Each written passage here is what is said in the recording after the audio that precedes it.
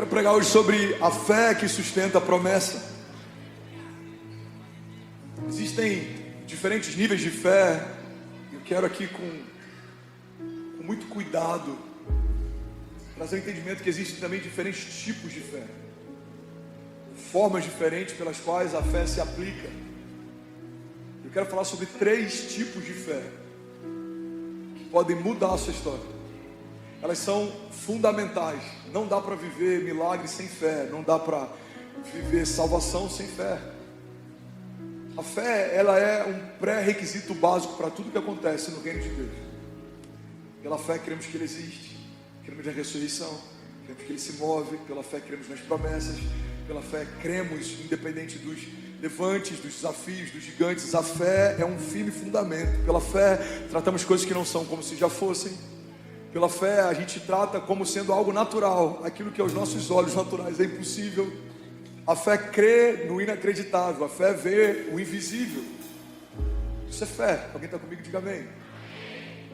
Então eu quero falar sobre 3 tipos de fé. O primeiro tipo de fé que eu quero compartilhar é a fé que confia. A fé que confia é uma fé pautada no caráter do Deus que conhece. E é por isso que é impossível confiarmos no caráter de quem não conhecemos. Você conseguiria deixar os seus filhos aos cuidados de alguém que você nunca viu? Você conseguiria deixar a sua empresa sendo gerenciada financeiramente por alguém que você nunca testou, você não conhece? Você faria isso? Por que a gente não faz isso? Porque em sã consciência é impossível a gente confiar em um caráter que a gente não experimentou. E é por isso que tem muita gente que não consegue viver promessas de Deus, porque não conhece o caráter de Deus, logo não consegue confiar nele. Quando Deus diz, eu vou fazer, quem conhece o caráter de Deus e sabe que foi Deus que falou, descansa, porque eu sei quem falou, eu sei quem prometeu, eu sei que Ele não é homem para que minta, eu sei que Ele não é filho do homem para que se arrependa. Agora, se eu não sei quando é Deus que fala, quem não é, ou quando não é, eu posso estar esperando por promessas que um profeta me disse, alguém me disse, uma irmã me disse, alguém no culto me disse. Tem 10 anos eu estou chateado com Deus, porque Deus não cumpriu o que prometeu, sendo que na verdade aquilo nunca foi uma promessa dele. Confiar no caráter de Deus é importante para entendermos como Deus é, como se move, e também entendemos quando é Deus que fala e o que Ele fala. Irmão, discernimento é algo tão poderoso. A Bíblia diz que o sábio discerne o tempo e o modo de todas as coisas. A sabedoria não está em sermos animados, porque tem muita gente que começa animada, mas não termina bem. Sabedoria não tem nada a ver com estarmos empolgados, não tem nada pior do que um tolo empolgado. Sabedoria é discernimento. Eu sei quando Deus fala, eu sei quando não é de Deus. Eu entendi que essa porta é para eu entrar, eu entendi que essa porta não é para eu entrar. Eu entendi que isso é bom, mas não é para mim. Eu entendi que isso é bom, mas não é para agora. Alguém está comigo? Diga amém. Então, eu preciso conhecer o caráter de Deus para que eu possa confiar nas promessas de Deus. Porque a única garantia que nós temos de que essa promessa é real é quando cremos que Deus é real. A única garantia que eu tenho que essa promessa vai acontecer é quando eu sei que Deus não é alguém que joga dados. Deus não faz coisas por acaso, não. Ele abre a sua boca e algo acontece. Então quando você começa a entender que quando Deus abre a boca algo acontece, quando Deus abre a boca e fala algo para você, você já tem 100% de garantia de que vai acontecer. Por quê? Eu sei quem fala comigo. E eu não estou pregando de algo que eu acho, eu não estou pregando de algo que é bonitinho pregar. Eu estou falando de algo que eu tenho vivido. E todas as vezes que eu não consegui discernir e me mover, eu me frustrei. Todas as vezes que eu consegui discernir e me mover, eu prosperei. Quando a gente estava na América, faz 1 ano essa semana, vivendo o melhor momento, já falei milhares de vezes sobre isso, mas eu falo porque para alguém pode fazer muito sentido. Eu conheço brasileiros que o sonho da vida dele é ter um green card. Você está sendo pastoreado por alguém que acabou de ganhar um e Deus falou, abre mão, e eu não tive dificuldade de abrir. Por quê? Porque é uma vida com Deus, ouvindo, obedecendo e vendo que é melhor obedecer do que não obedecer. Então quando Deus fala, não é Miami, é São Paulo. Quando Deus fala, não é mais América, é Brasil. Quando Deus fala, não é mais aqui, agora é lá. Irmão, como você conhece o caráter de quem te chama, você confia. Você sabe que o meu amanhã vai ser melhor do que o meu hoje. Você sabe que o que Deus me chamou para viver, por mais que seja desconhecido, não é incerto. Deus não me chamou para um lugar que Ele não esteja para me receber. Amém? Então, o primeiro tipo de fé, fé que confia. Eu conheço o caráter de Deus, logo eu confio no caráter dele. Eu conheço como Deus se move, logo eu entendo quando é um mover de Deus e quando não é. Eu conheço a presença de Deus, logo eu sei quando isso aqui é presença ou é só barulho. Eu conheço a forma como Deus faz. Irmão, esse conhecimento, ele nunca cessa, porque a gente precisa perseguir ele durante toda a nossa jornada. Inclusive esse é o propósito da jornada de fé, é conhecer e prosseguir em conhecer a Deus. Então todo mundo que é maduro na fé e está vivendo algo sobrenatural, alguém que está vivendo um romper, alguém que está crescendo em uma área, você pode ter certeza, essa pessoa acessou o nível de revelação do caráter de Deus naquela área, acessou o nível de entendimento dos princípios de Deus naquela área, e por isso prospera naquela área. E é possível conhecermos, experimentarmos e prosperarmos em algumas áreas do caráter de Deus e em outras não. Tem gente que é muito ativado nos dons, é usado em profecias, é usado em palavras de conhecimento, em palavras de sabedoria, é usado em cura. Mas, por exemplo, é fechado para a prosperidade bíblica. É possível você viver uma vida de falta e de escassez. Tudo falta, depende de ajuda de outros, depende de socorro de outros, depende da provisão. E ainda assim é extremamente usado nos dons. Por quê? Porque você entendeu um princípio, usufrui dele, mas não se abriu para outro princípio e não usufrui dele. Deus é o Deus que cura, Ele é o Deus que salva, Ele é o Deus que liberta, Ele é o Deus que provê, Ele é o Deus que transforma, Ele é o Deus que ressuscita, Ele é o Deus que restaura. Alguém comigo aqui? Ele é o Deus que abre portas, Ele também é o Deus que fecha portas, Ele é o Deus que acalma tempestades, Ele é o Deus que silencia as vozes ao nosso redor. Alguém está comigo? Diga amém. Mateus 14, 22 fala sobre um momento que a gente acha extraordinário, algumas coisas sobrenaturais que aconteceram, mas nem sempre a gente se atenta a um princípio poderoso. E é sobre ele que eu quero falar nessa manhã. Mateus 14, 22 diz assim: logo em seguida, Jesus insistiu com os discípulos para que entrassem no barco e fossem adiante dele para o outro lado, enquanto ele despedia a multidão. Tendo despedido a multidão, subiu sozinho ao monte para orar. Ao anoitecer, ele estava ali sozinho. Só abrindo parênteses aqui, Jesus sempre se isolava antes de algo glorioso e depois de algo glorioso. Ele é batizado, se isola 40 dias e 40 noites.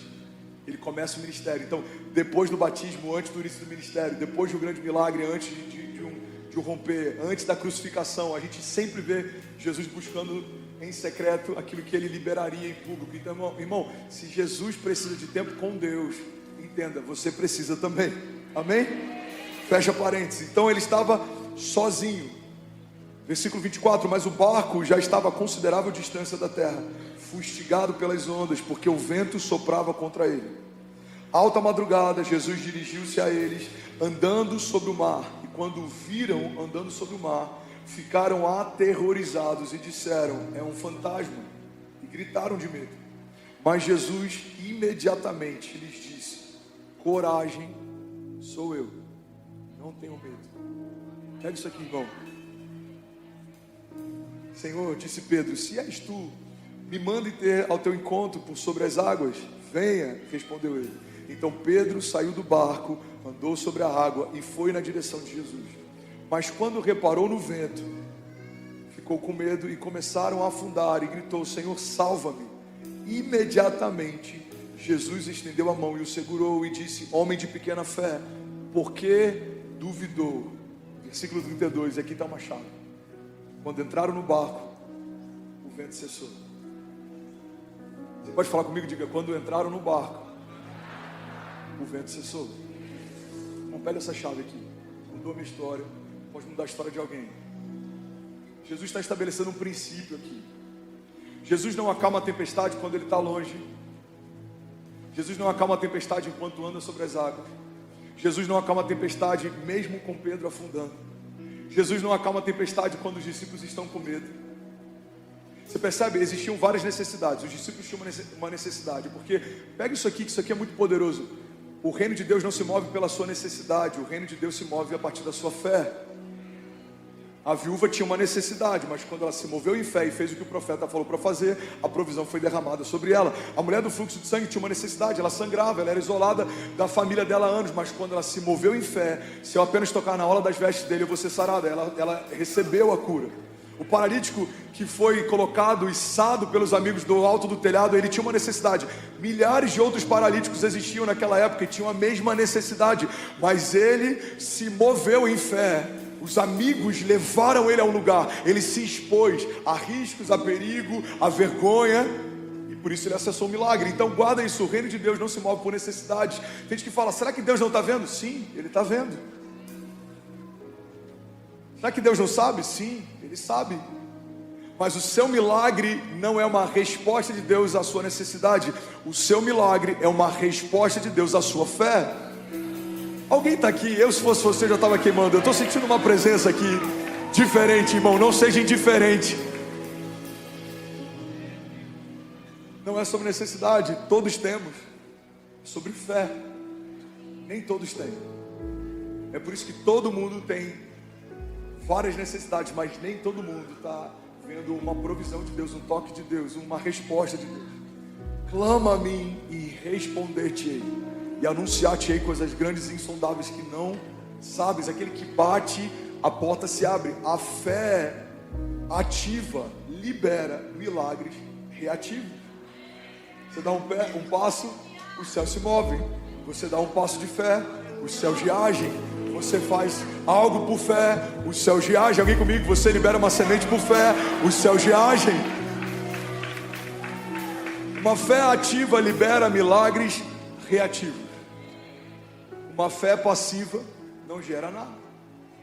Uma fé passiva não ressuscita mortos. Uma fé passiva não ativa chamados. Uma fé passiva não muda a história. Por quê? Porque passividade é igual a neutralidade. E neutralidade não muda nada na face da terra.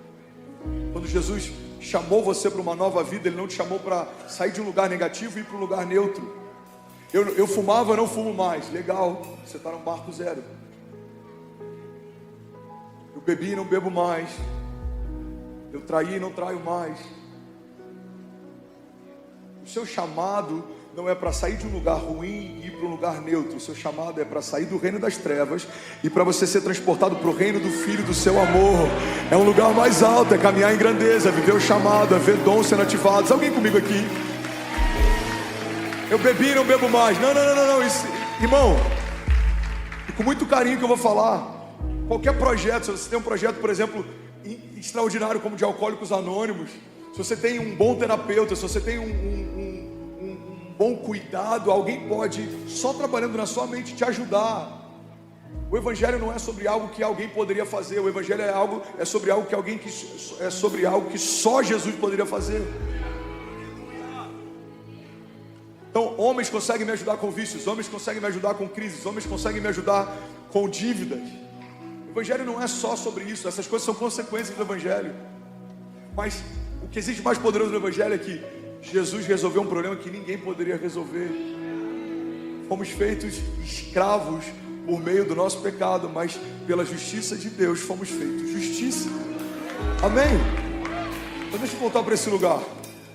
Os discípulos têm uma necessidade. Pedro afunda, Jesus olha para ele e vê uma necessidade. Mas sabe o que me chama a atenção? Jesus não resolve o problema até um momento específico. Que momento é esse? Deixa eu ver se alguém pegou. Até ele entrar no barco. Por quê? Jesus está ensinando algo para a gente. É didático o que ele está fazendo. O princípio que Jesus está estabelecendo é: eu quero criar em vocês não uma fé circunstancial, mas uma fé existencial. Vocês não vão ficar em paz porque o mar se acalmou. Vocês vão ficar em paz porque eu estou com vocês. Pega isso aqui, igreja. Porque se Jesus, se for para ele, você pode fazer melhor. De verdade, eu sei que é domingo de manhã. Eu sei, mas a gente pode dar mais para ele. Você pode fazer melhor que isso. Aleluia. Para pensar. Se Jesus de longe olha e fala: ei, mar, acalma-te, vento, aquieta-te. Imagina, o mar está calmo, os ventos cessaram. Os discípulos poderiam até dizer entre si: cara, a gente nem precisa mais de Jesus, está de boa, a tempestade cessou. Que é isso que a gente faz muitas vezes. Tem uma historinha, ela é bem engraçada, quer dizer, ela não é tão engraçada assim, ela é bem infantil, simples, mas essa história expressa o que muita gente vive com Deus. Essa historinha diz que um cara estava precisando parar o carro dele porque ele tinha uma entrevista de trabalho que ia mudar a vida da família dele. Ele estava desesperado, já estava dando algumas voltas no quarteirão e o horário já estava em cima e ele não conseguia uma vaga. Ele dava a terceira volta, a quarta volta. Uau, 8.000 famílias online. Você pode celebrar o que Jesus está fazendo? Jesus, meu Deus. E aí ele dá a terceira volta, a quarta volta e ele para o carro e ele fala: Jesus, se você me der uma vaga para eu estacionar esse carro, eu prometo que eu vou te servir para sempre. Prometo que eu nunca mais minto. Eu vou entregar a minha vida para você. Aí, do nada, um carro da frente sai e libera uma vaga. Ele fala assim: Jesus, não precisa mais não, obrigado, já liberou uma vaga aqui. É assim que a gente age muitas vezes. Deus abre uma porta, porque se você abrir essa porta, essa empresa vai ser para a tua glória. Jesus, se isso aí do nada algo acontece, fala assim: cara, peraí, deixa eu tocar esse projeto primeiro. Eu já faço isso aqui, Jesus, só um minutinho, deixa eu só terminar isso daqui. Eu já me envolvo com o meu chamado, deixa eu só concluir isso aqui. Eu já sirvo na igreja, deixa só isso aqui ficar do jeito que eu sonhei. E eu já, irmão, guarda isso. Tudo que você tem porque Deus te deu. Tudo que você tem porque Deus te deu. Eu vou falar de novo e alguém vai pegar isso aqui. Tudo que você tem porque o Senhor te deu. Então por que Jesus não acalma a tempestade antes de chegar no barco? Porque Ele está ensinando a chave para você viver em paz. Não é porque as ondas são baixas, não é porque o vento é calmo, não é porque os gigantes se apequenaram, é porque eu cheguei. Os gigantes ainda estão lá, as ondas ainda estão lá, o vento ainda está lá, mas eu também estou com você no meio dessa tempestade. Aleluia! Vamos para a história. Se fosse do jeito que a gente quer, muitas vezes não contaríamos a história em que um quarto homem entra numa fornalha aquecida 7 vezes mais e dança no fogo com o Sadraque, Mesaque e Abidnego. Se fosse do nosso jeito, provavelmente a história que a gente contaria era: tentavam aquecer a fornalha, mas ela não aquecia. Cara, você lembra daquele milagre? A Bíblia diz que tentavam aquecer a fornalha e ela não aquecia. Tentavam colocar lenha e a lenha não pegava. Tentavam tacar fogo e o fogo ele não funcionava. Uau, Deus livrou eles. Não. Deus permite o fogo. Deus permite o fogo. Deus permite a fornalha. Vocês querem aquecer várias vezes mais? Tudo bem. Aqueçam mais, para que a glória do que eu vou fazer seja ainda maior. A Bíblia diz que os soldados que vão levar aqueles homens até a fornalha, eles são incinerados, porque o calor que emanava daquele lugar era absurdo. Deus que permite é o Deus que protege. Deus permite o fogo, mas Ele dança com eles no fogo. Se fosse do nosso jeito, provavelmente aquele milagre de leões jejuando em meio a um homem de Deus não teria sido do jeito que foi. A gente contaria: aquele dia os leões se recusavam a entrar aqui, ó. Uau, era impressionante. Tentavam empurrar os leões e eles não entravam. Tentavam colocar os leões na cova e eles não queriam entrar. Tentaram de tudo e os leões comeram os soldados, mas não entravam. Então Daniel dormiu sozinho naquela noite, porque os leões não entraram. Não é assim que Deus faz. Vocês querem colocar leões? Pode colocar. Querem colocar leões famintos? Deixem eles jejuarem. Mas no meu filho eles não vão tocar. Você tem noção do nível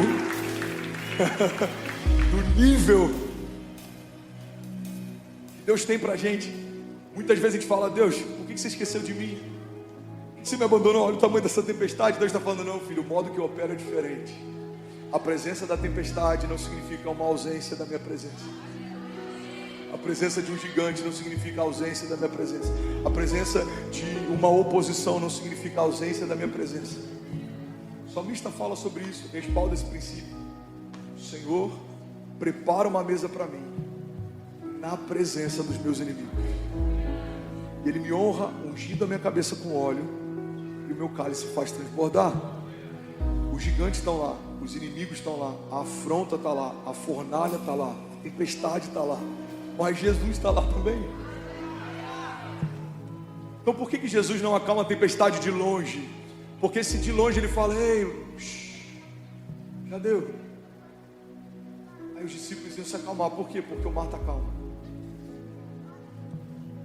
Imagina, os discípulos, ainda bem que ele veio, cara, agora está tudo bem. Por que está tudo bem? Porque o mar se acalmou. Não.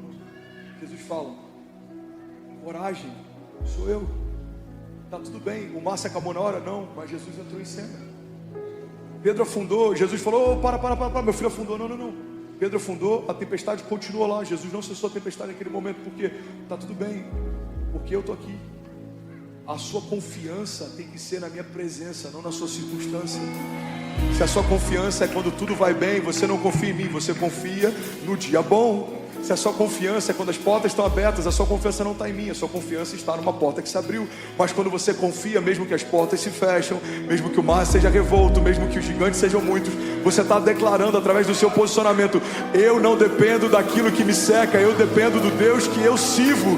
Se Deus está comigo, tudo vai bem. Se Ele está no barco, tudo vai bem. Se Ele está na minha casa, tudo vai bem. Se Ele é o centro da minha história, tudo vai bem. Se Ele é o sócio majoritário da minha empresa, tudo vai bem. Se Ele é o sócio administrador que dá a última palavra e assina e chancela, tudo vai bem. Se Ele é o pastor da igreja que dá a direção ao pastor da casa, tudo vai bem. Alguém está comigo aqui? Diga bem. Aleluia, aleluia, aleluia, aleluia. Ele entra no barco e tudo cessa. Você precisa confiar no fato de que eu estou com você, e isso é tudo que você precisa. Salmo 125:1 diz: os que confiam no Senhor são como o monte de Sião, que não se pode abalar, mas permanece para sempre. Como os montes que cercam Jerusalém, assim o Senhor protege o seu povo, desde agora e para sempre. Alguém pode dizer glória a Deus por isso? Salmos 27, alguns confiam em carros, outros em cavalos, mas nós confiamos no nome do Senhor nosso Deus. Eles vacilam e caem, mas nós nos erguemos e permanecemos firmes. Uau! Nossos inimigos vacilam e caem, tropeçam enquanto nos perseguem, mas nós permanecemos e estamos firmes. Aleluia. Provérbios 3:5 diz: confie no Senhor de todo o seu coração e não se apoie no seu próprio entendimento. Reconheça o Senhor em todos os seus caminhos e Ele endireitará as suas veredas. A Bíblia fala: confie no Senhor e não se apoie no seu próprio entendimento. Traduzindo para um português bem claro, irmão, deixa Deus ser Deus. Você não sabe, mas Ele sabe. Você não tem, mas Ele tem. Você não pode, mas Ele pode. Você não viu, mas Ele viu. Esses dias eu vi alguém comentando algo, achei tão forte isso, é verdade. Por que Deus te tirou de alguns ambientes que às vezes você nem entendeu por quê? Porque Ele ouviu conversas que você não viu. Ele viu coisas que você não viu. Tem lugares que Deus me tirou que doeram para mim ser tirado por Deus. Cara, eu amava tanto, eu amava as pessoas, eu amava o lugar, eu amava o que eu estava vivendo. Mas hoje eu falo: uau, obrigado Jesus, porque eu não via o que você via, eu não sabia o que você sabia, eu não escutava o que você escutava. O Senhor me trouxe para um lugar que era desconhecido, mas foi infinitamente melhor do que tudo que eu já conhecia. Amém? Segundo tipo de fé que a gente precisa ter: a gente tem que ter uma fé que confia, a gente tem que ter uma fé que espera. Fala comigo: eu preciso ter uma fé que espera. Eu sei, diminui um pouco o ânimo porque a gente odeia esperar. Eu preferia pagar a multa do que rebobinar um VHS antes de entregar na locadora. E só quem é dessa época vai entender o que eu estou falando. Acho que era R$5 a locação. Se não rebobinar, R$1 a mais. Ah, irmão, vou rebobinar isso não. A gente sai de um período em que a gente tinha que ir numa locadora. Irmão, você ia numa locadora assistir filme, ok? Não, deixa eu ambientar você. Hoje você liga a sua TV e você escolhe num cardápio dentro de várias empresas. Você tem o Amazon Prime, você tem Netflix, você tem que mais? Você tem... Vamos falar de todas, porque o diretor de uma delas pode estar assistindo, eu não quero ficar mal com ninguém, amém? HBO, Disney Plus. Se alguém falar o nome daquele quadradinho pirata, eu te repreendo em nome de Jesus. Como é que é o nome daquele negocinho? Você sabe, né, Vaz? Deus está vendo, hein? Imagina, IPTV, pastor. Não, tá amarrado. Hoje você vai lá, escolhe o filme, aperta play e magicamente ele começa. Na minha época, esquece, irmão. Bicicletinha, locadora.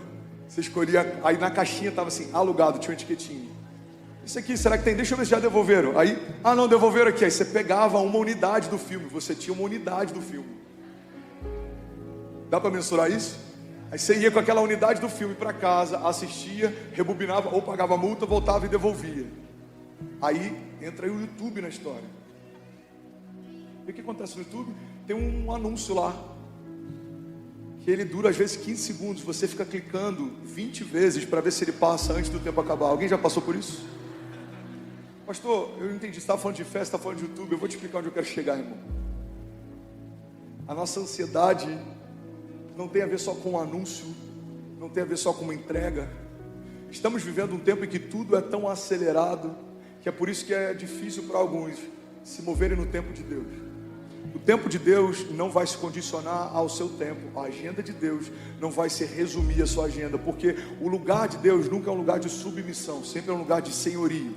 O lugar de Deus nunca é um lugar de fazer o que você quer, mas operar segundo aquilo que Ele quer. E é por isso que a gente obedece. O nosso lugar de maior autoridade e governo diante dos homens é quando a gente está obedecendo uma palavra que veio de Deus. Todo homem que governa na terra, chamado por Deus, ele governa porque ouviu algo de Deus. José governava porque ouviu Deus.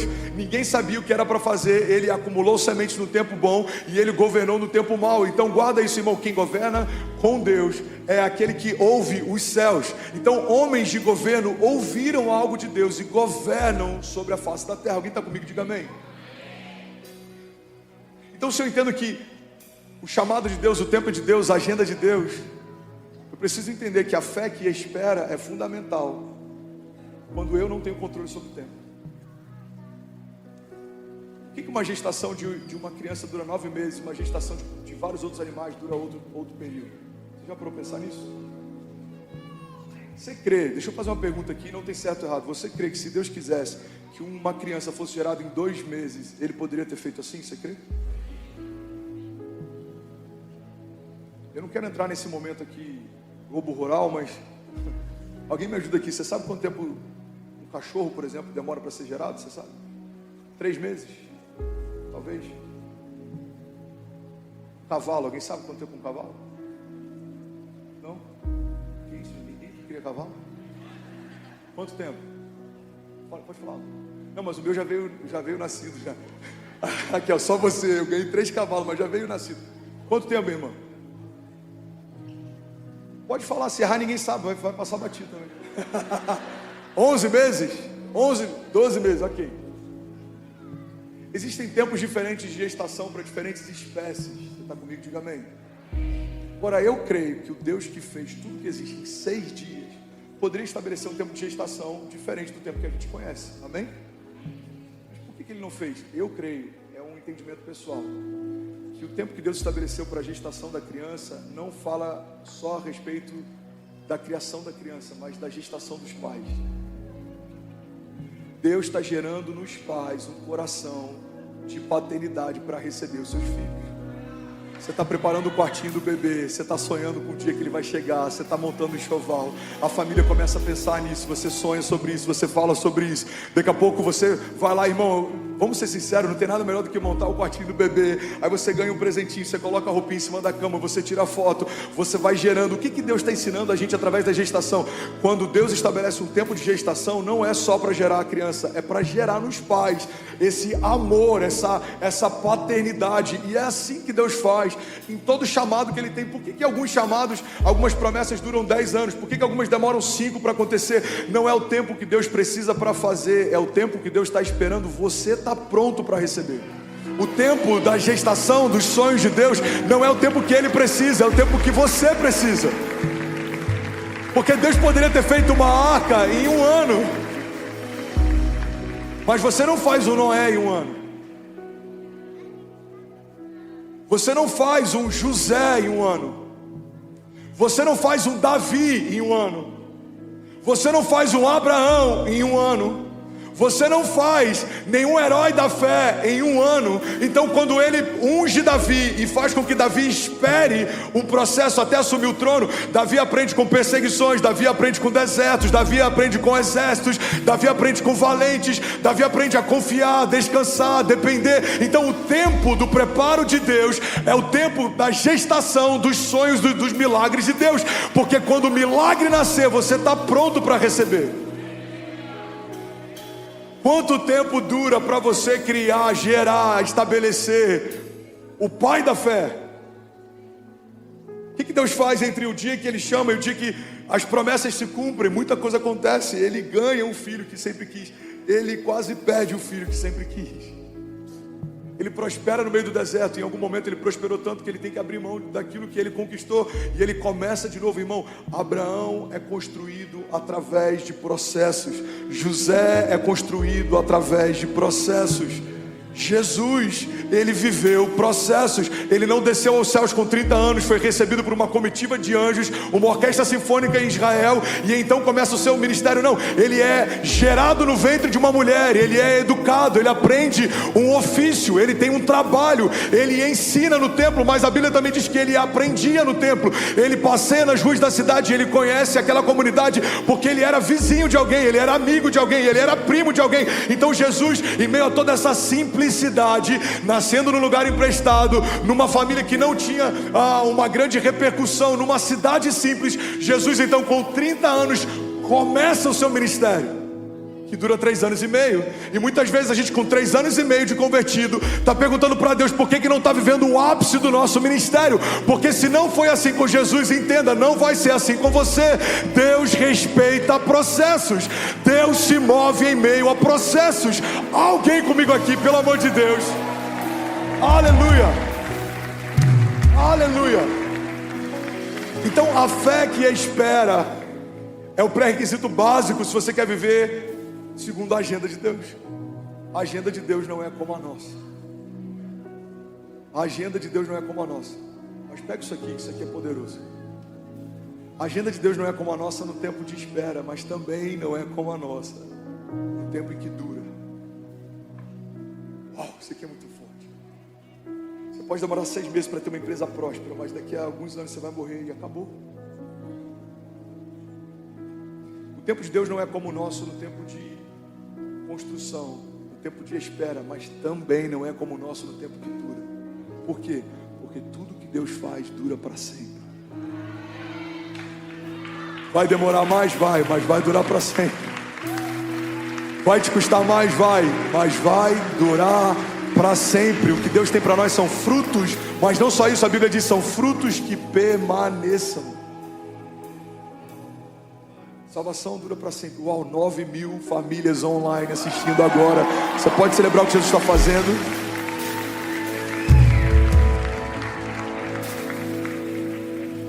Do nosso jeito, pode ser até mais rápido, mas não dura. Pode ser até mais rápido. Lembra daquelas 2 casas? Uma delas foi edificada, os fundamentos edificados sobre a rocha. A outra sobre a areia. Ambas ficaram prontas. O que a Bíblia está ensinando? Concluir não quer dizer nada. Permanecer é a chave. Cara, isso é muito forte. Melhor é o fim das coisas do que o início delas. Concluir, muita gente conclui. Permanecer, pouca gente permanece. Concluir, muita gente conclui. Permanecer, pouca gente permanece. Aquele homem que terminou, que não edificou com fundamentos, provavelmente terminou mais cedo. Faz sentido? Vai fazer fundamento? Não, eu vou direto para as paredes. Então, enquanto alguém está lá cavando para fazer fundamentos, alguém já está no acabamento da casa. E se você tiver uma visão natural, você pode começar a desejar viver uma jornada de alguém que está construindo algo natural. Por quê? Porque a construção sobrenatural, ela não faz sentido. Cara, na boa, eu estou gastando o maior tempo, o cara já está marcando o churrasco de inauguração da casa dele. Quem está pegando isso aqui? Usa para qualquer área da sua vida. Eu estou aqui nesse ministério há 10 anos, nada acontece. O cara começou agora, cara, já está explodindo. Não é sobre concluir, é sobre permanecer. Esse daqui gastou menos dinheiro. Uma das partes mais caras de uma construção é o fundamento. Esse daqui gastou menos, terminou mais rápido, mas tem um problema: não durou. A Bíblia diz que quando os ventos fortes vieram, a casa que não foi edificada com fundamento sobre a rocha não permaneceu de pé. Igreja, guarda isso em nome de Jesus. Por que Deus espera que a gente tenha uma fé que espera? Porque quem aprende a esperar não se torna mais refém de estações, agendas, circunstâncias. Você está firmado numa palavra, você foi ancorado numa promessa, você está esperando aquilo que o Senhor te prometeu. Alguém comigo aqui, diga amém. É difícil para a gente tem uma mente...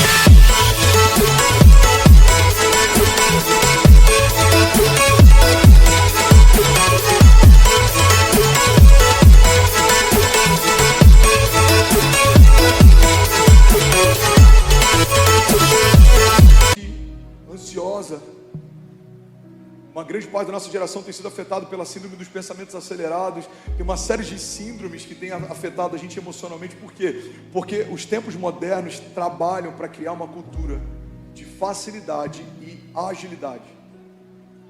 Você para no fast food, você pede na primeira cabine e você já pega pronto na segunda. No sofá da sua casa, você clica e você já assiste um filme em tempo real. Tem gente que não vem mais para a igreja porque se acostumou com a igreja online durante a pandemia, e aquilo que abençoava quando a gente só tinha aquilo, hoje tem roubado muita gente da presença de Deus e da comunidade dos santos e dessa edificação mútua. Por quê? Porque é mais confortável assistir de casa, tomando café, e eu sei que tem 9.000 pessoas que podem estar fazendo isso. Glória a Deus pela sua vida, Deus abençoe. Mas eu sei que é muito mais confortável fazer isso do que se envolver, servir, chegar mais cedo, servir pessoas, amar pessoas, participar de um culto. Então guarda isso, irmão.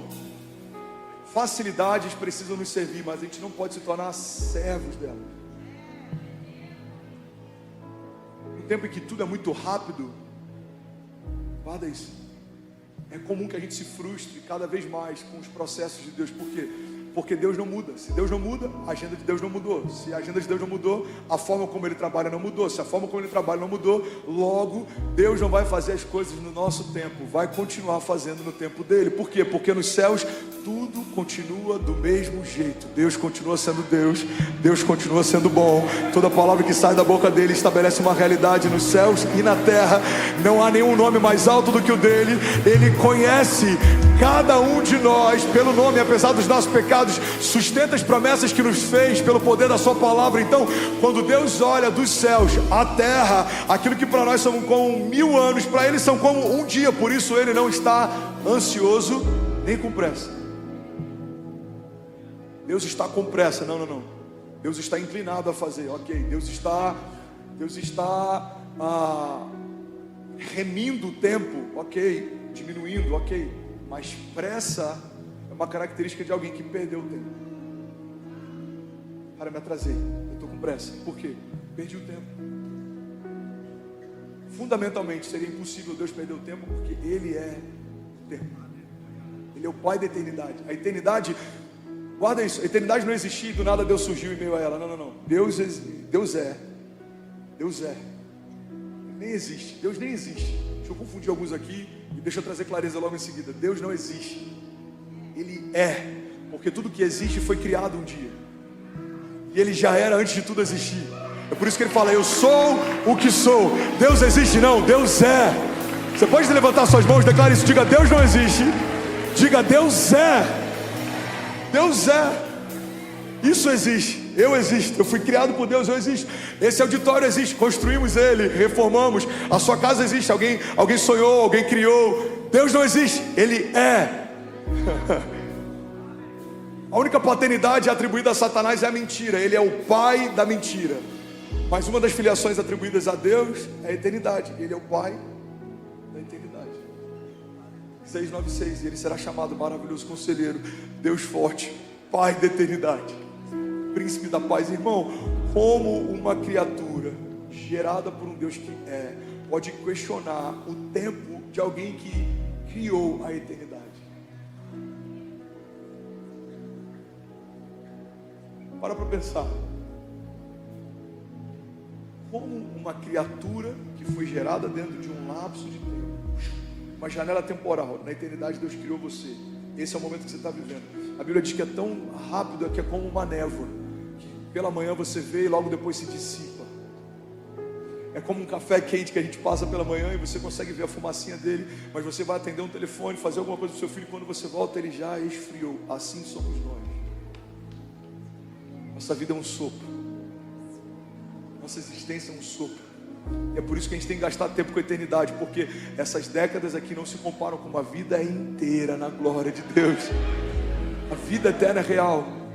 Não é palpável hoje, mas é real. E tudo que é palpável hoje é virtual. Vai passar. Por isso que a Bíblia diz que as coisas que não se veem são mais poderosas do que aquelas que se veem. Essa é a loucura da fé, irmão. Então, como alguém que foi criado numa janela de tempo e inserido, Deus pegou você, tirou você dele e inseriu você na eternidade. Como que uma criatura dessa pode questionar o tempo de um Deus que se move na eternidade? Igreja, olha para mim. Deus não está caprichando. Deus não está demorando. Deus não está com pressa. Deus não está atrasado. Deus está esperando. Basicamente o que Deus está fazendo é: eu estou esperando você estar pronto para receber o que eu sempre quis dar. Amém? Se você estiver no lugar que eu te chamei para estar, se você fizer o que eu te chamei para fazer, eu vou derramar o que eu declarei que eu derramaria. Os frutos da fé estão ligados a posicionamento. Se você se posicionar no lugar que Deus chamou para estar, fazer o que Deus chamou para fazer, você vai viver o que Deus disse que você viveria. Você crê comigo? Diga amém. Eu preciso correr, mas de verdade eu sinto uma rema fluindo aqui hoje de manhã. Você percebe isso? Romanos 12:12 diz: alegrem-se na esperança, sejam pacientes na tribulação e perseverem na oração. Irmão, guarda isso. Alegrem-se na esperança. Não é só esperar, é esperar com alegria. Não é só aguardar, é aguardar com contentamento. Não é só aguardar que aconteça, é o seu coração permanecer grato. Não é você, estou esperando, né? Fazer o quê? Deus falou que vai cumprir. Cara, e aí, como é que você está? Irmão, Deus falou que vai fazer, vamos ver, né? Não é esse tipo de fé. A fé que espera é: e aí, irmão, como é que você está? Cara, eu tô firme nas promessas de Deus. Alguma coisa mudou desde a última conversa? Cara, não mudou ainda, mas eu sei que já aconteceu. Deus disse que vai acontecer, já aconteceu. Deus disse que vai abrir, já se abriu. Deus disse que vai cumprir, já cumpriu. Alguém comigo aqui? Por quê? Porque eu tenho uma fé que espera. Deus não precisa me provar mais nada. Eu sei quem Deus é, eu sei o que Ele pode, e eu aguardo, confio e espero aquilo que o Senhor me prometeu. Alguém está comigo? Diga amém. Deus respeita processos. Você pode dizer isso comigo? Diga: Deus respeita processos. Olha que coisa linda. Está pegando isso aqui, Lucão? A Bíblia diz que Jesus, antes de ser crucificado, Ele está sofrendo uma angústia mortal, Raquel, e ele transpira sangue. E aqui tem uma outra chave gloriosa, cara. Jesus está no jardim e ele está sangrando. Vou falar de novo, alguém vai pegar essa rima aqui. Jesus está no jardim sangrando. Não pegou. Tem umas crianças correndo lá no final, se alguém puder me ajudar. Jesus, aleluia. Jesus está sangrando no jardim. Não, você não pegou. Deixa eu clarear isso aqui.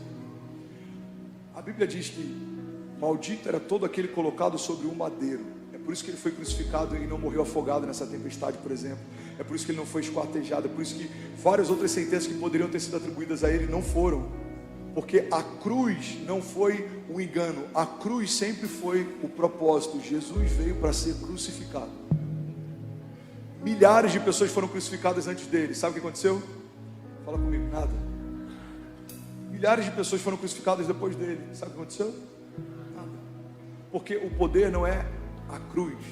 O poder estava em Jesus, o Filho de Deus, sendo colocado sobre uma cruz. Quando o Filho de Deus foi colocado sobre o madeiro, algo aconteceu. Mas antes de Jesus sangrar na cruz, Jesus sangrou no jardim. Por quê, pastor? Porque no jardim a criação se perdeu. Deus sempre redime o ambiente. No jardim a criação se perdeu. Pega isso. Jesus está lá no jardim, ele está sentindo uma angústia mortal. Os poros dele estão transpirando sangue. As gotas de sangue do Cordeiro redimem o jardim antes de lavar a cruz. Por que isso? Porque Deus respeita processos. Deus fez o ambiente antes de fazer a criação. 6 dias estabelecendo o ambiente. No 6º dia ele estabelece a criação. Deus faz o ambiente antes de fazer o homem. Deus redime o jardim antes de redimir o homem. Deus respeita processos. Se Deus tivesse feito o homem no primeiro dia, onde o homem seria colocado?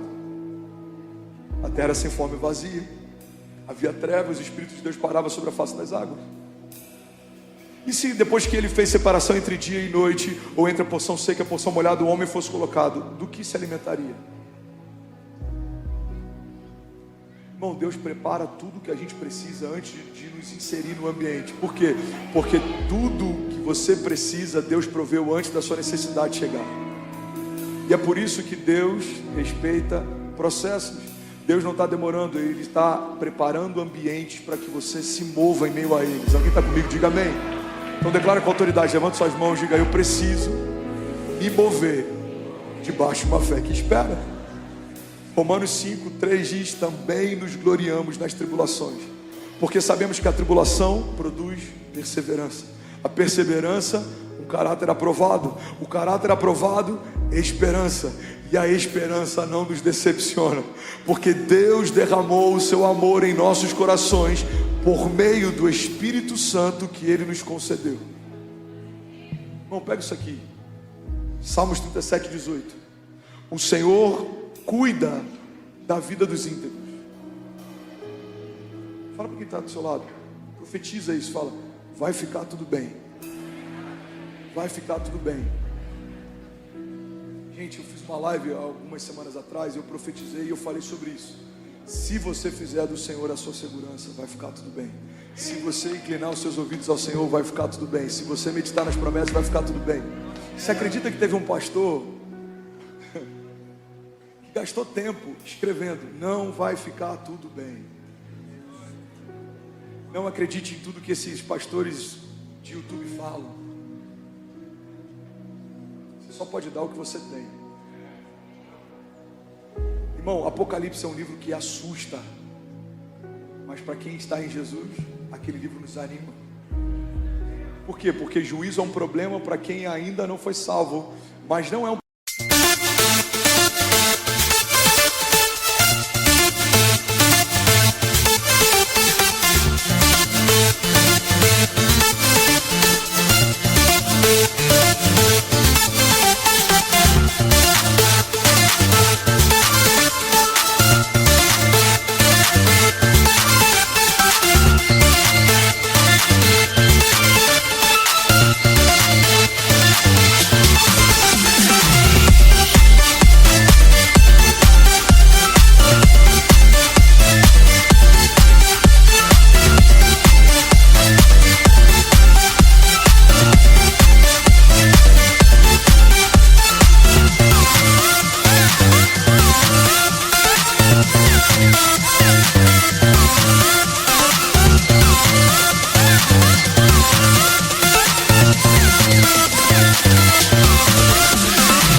quem já encontrou salvação. A morte é algo que preocupa quem não foi salvo, mas não deveria preocupar quem encontrou salvação. Por quê?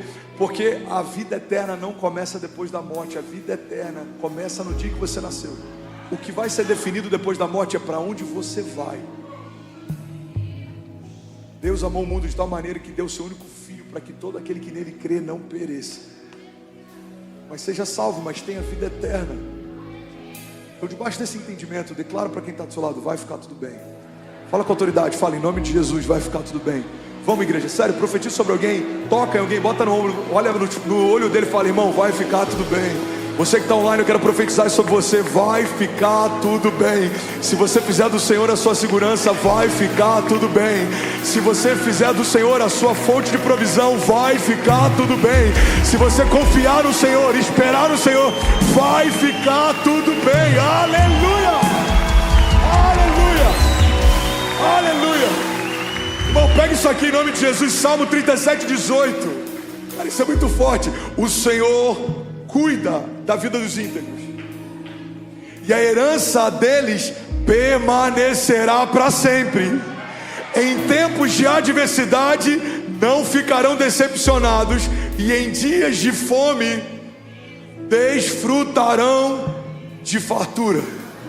Vamos ler isso junto? Coloca para mim Salmos 37:18. Acompanha a gente na nossa velocidade de leitura, por favor, lindão. Volta. Isso, vamos lá. O Senhor cuida da vida dos íntegros, e a herança deles permanecerá para sempre. Em tempos de adversidade não ficarão decepcionados, e em dias de fome desfrutarão de fartura. Será que alguém pode dizer glória a Deus por isso? Você pode celebrar Jesus no seu lugar. Aleluia! Aleluia! Em outras palavras, nada vai faltar. Tempos de seca, fartura. Por quê? Deus cuida dos íntegros. Deus cuida de mim. Vai ficar tudo bem. Você pode declarar isso com autoridade? Levante suas mãos e diga: nada vai faltar. Diga: pela misericórdia de Deus, nada vai faltar. Não vai faltar unção, não vai faltar provisão, não vai faltar cuidado, não vai faltar proteção. Diga: nada vai faltar. Hebreus 10:23 diz: apeguemo-nos com firmeza à esperança que professamos, pois aquele que prometeu é fiel. Aleluia. Alguém recebeu de Deus nessa manhã? De verdade.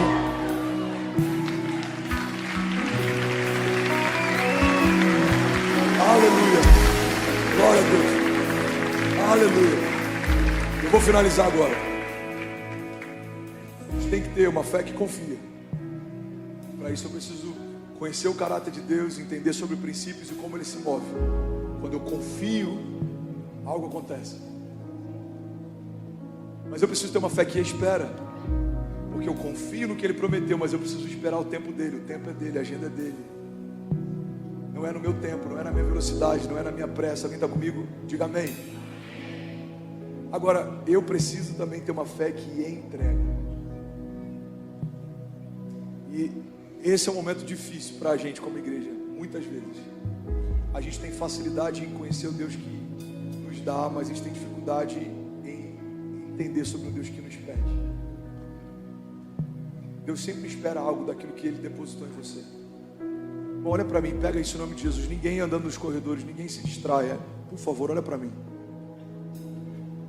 Tudo que Deus confiou a você, existe uma expectativa da parte dele para que frutifique. A parábola dos talentos fala sobre isso. O Senhor distribuiu talentos e ele voltou para a prestação de contas. Igreja, prestaremos contas.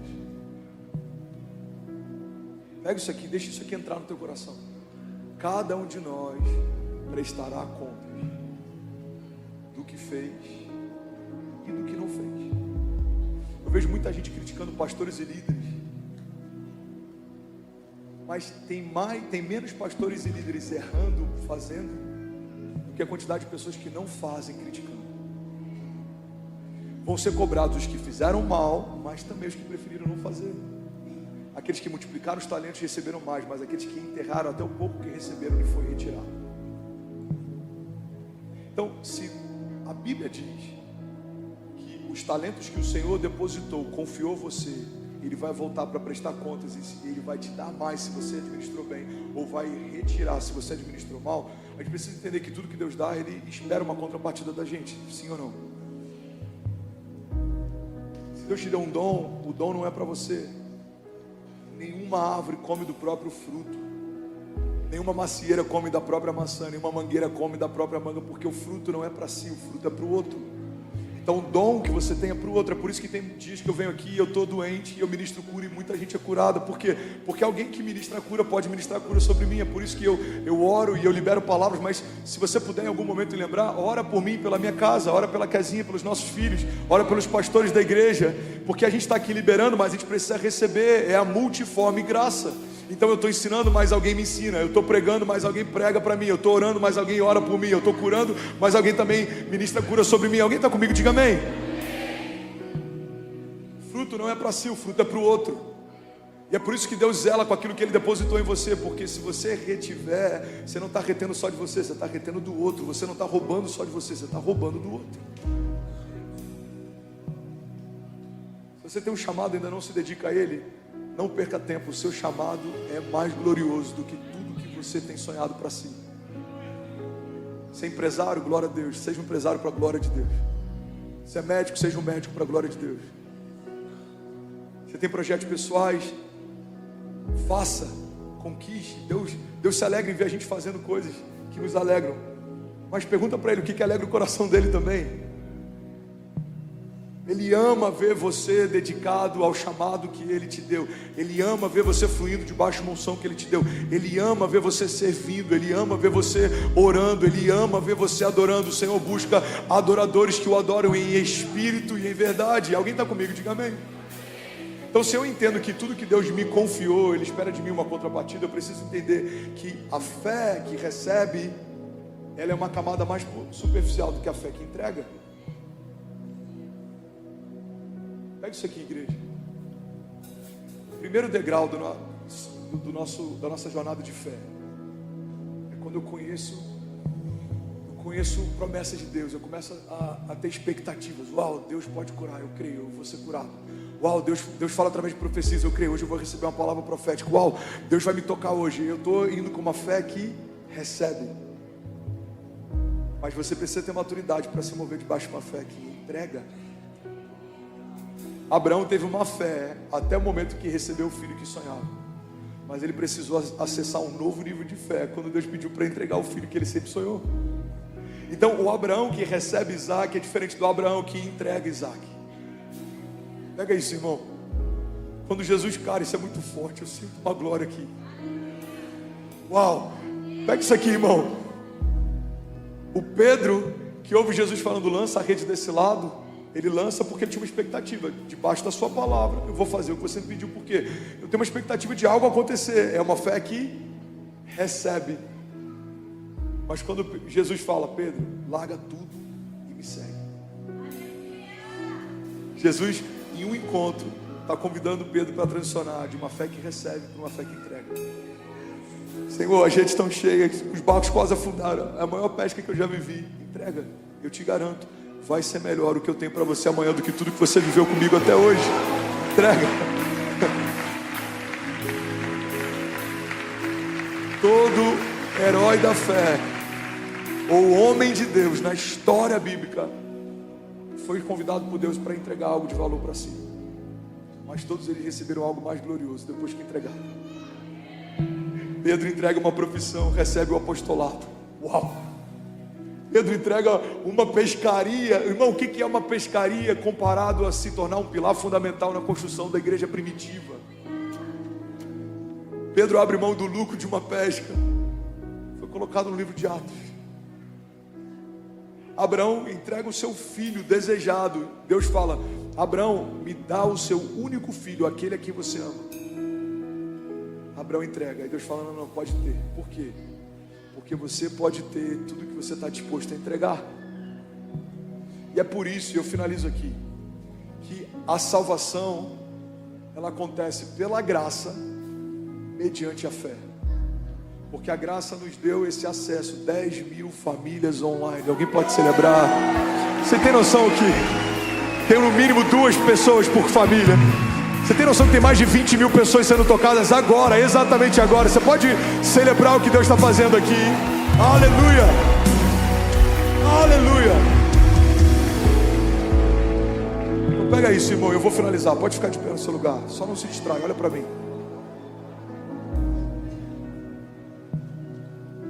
A fé que entrega é tão poderosa que a salvação Deus estabeleceu a partir dessa dinâmica. Deus não disse, olha, se você quiser viver uma vida nova, é só você desejar no seu coração e vai acontecer. Não, não foi assim. Deus poderia ter utilizado qualquer dinâmica para que a salvação viesse através dela, mas Deus estabeleceu uma única dinâmica. Qual é? Entrega. Entrega os teus caminhos ao Senhor. Confia nele e o mais ele fará. Entrega para mim o controle, entrega para mim o governo, entrega para mim suas frustrações. Lança sobre mim o seu jugo, lança sobre mim toda a tua ansiedade, eu tenho cuidado de vós. Vinde a mim todos vós que estáis cansados e sobrecarregados e eu vos aliviarei. Irmão, olha que poderoso, você começa entregando tudo que você tem de ruim. Me dá a tua ansiedade, Deus está falando, me entrega. O problema é que às vezes a gente entende a parte de entregar os problemas, mas não quer entregar para ele os melhores dias. E aí, tudo bem? Você acabou agora de assistir um vídeo. Se você ainda não está inscrito, já se inscreve também no nosso canal, ativa esse sininho aqui embaixo de notificação e toda vez que eu fizer uma live ou estiver transmitindo uma mensagem ao vivo, você vai ser um dos primeiros a saber. Mas eu deixei mais 2 indicações aqui que eu espero que façam muito sentido para você. Então já aproveita e clica para assistir a próxima mensagem, beleza? Seja bem-vindo ao time de incendiários e eu espero de verdade que essas mensagens mudem a sua vida como elas têm mudado a minha também. Até a próxima. Valeu!